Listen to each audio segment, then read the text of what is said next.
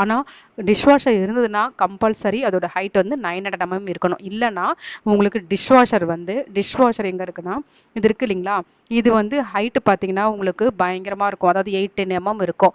ஆனால் நீங்கள் count top 800 mm கொடுத்தீங்கன்னா உள்ளே போய் செட்டின் ஆகாமல் கடைசி நிமிஷத்தில் நம்மளுக்கு ரொம்ப டென்ஷன் ஆகிடும், என்ன பண்ணுறதுனே தெரியாமல்.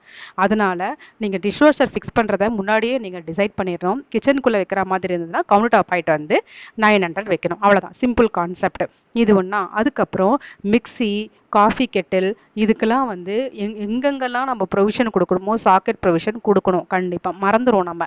அதே மாதிரி டேபிள் டாப் கிரைண்டர் இருக்கும், அதுக்கு எல்லாத்துக்கும் காஃபி கெட்டில் எல்லாத்துக்கும் வந்து நம்ம இங்கே சாக்கெட் ப்ரொவிஷன் கொடுக்கணும். மைக்ரோவேவ், அவன், அதுக்கெல்லாம் வந்து அவன்லாம் வந்து இன்பில்ட்டாக வரும் கீழே, அது கவுண்ட் டாப்புக்கு கீழே.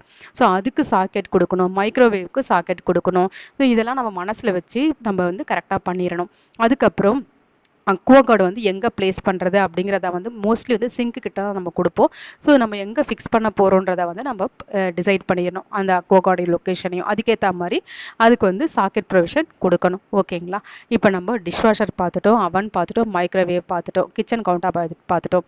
இப்போது சிசிடிவி சில பங்களூஸ்லலாம் நம்ம என்ன பண்ணுவோம்னா அவங்க வந்து கேர்டேக்கர் வந்து நமக்கு ஒர்க் பண்ணுவாங்க. அதனால வந்து சிசிடிவி வந்து ப்ரொவைட் பண்ண சொல்லுவாங்க அந்த மாதிரி பங்களூஸ்லாம். ஸோ நம்ம அது வந்து கரெக்டாக லொக்கேட் பண்ணிடணும். இன்டர்காம் வந்து மேண்டேட்ரியாக இருக்கும். அந்த மாதிரி சினாரியோவில் இன்டர்காம் வந்து கம்பல்சரி கொடுக்கறது பெட்டர்.